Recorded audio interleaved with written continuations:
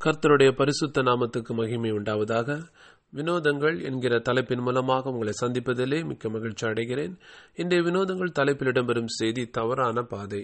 நீதிமொழிகள் 3வது அதிகாரம் 5வது வசனத்தில் இப்படியாக சொல்லப்பட்டிருக்கிறது: உன் சுய புத்தியின் மேல் சாயாமல் உன் முழு இருதயத்தோடும் கர்த்தரில் நம்பிக்கையாயிருந்து என்று எழுதப்பட்டிருக்கிறது. ஒரு ஊரில் 2 நண்பர்கள் வாழ்ந்தார்கள். ஒருவன் தன்னுடைய இஷ்டப்படி தன் மனதில் தோன்றுகிறதெல்லாம் செய்து கொண்டிருந்தான். அவனுடைய நண்பன் அவனை ஆலயத்துக்கு கூப்பிடுவான், ஜெபிக்க அழைப்பான், வேதம் வாசிப்பதற்கும் கூப்பிடுவான். இந்த நண்பனோ அதற்கெல்லாம் செவி கொடுக்காமல் உலக வாழ்க்கையை தேடி ஓடிக்கொண்டிருந்தான். நாளடைவிலே என்ன நடந்தது தெரியுமா?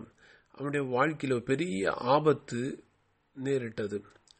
அவனை காப்பாற்றுவதற்கும் ஒருவருமே இல்லை. பதறி போனான். தன்னுடைய நண்பரிடத்தில் ஓடி வந்து, எனக்காக ஜெபி, என்னை மன்னித்துவிடு என்று சொல்லி அவன் தேவ சமூகத்திலே விழுந்து கிடந்தான். எனக்கு அன்பான தேவ ஜனமே, மனுஷனுடைய யோசனைகள் வீண் என்று வேதம் சொல்லுகிறது.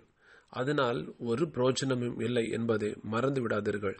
ஆகவே உடைய வாழ்க்கையிலே நீங்கள் சுய புத்தியின் மேல் சாயாமல் கர்த்தரை சார்ந்து வாழ கற்றுக்கொள்ளுங்கள். கர்த்தர் உங்களை ஆசீர்வதிப்பாராக.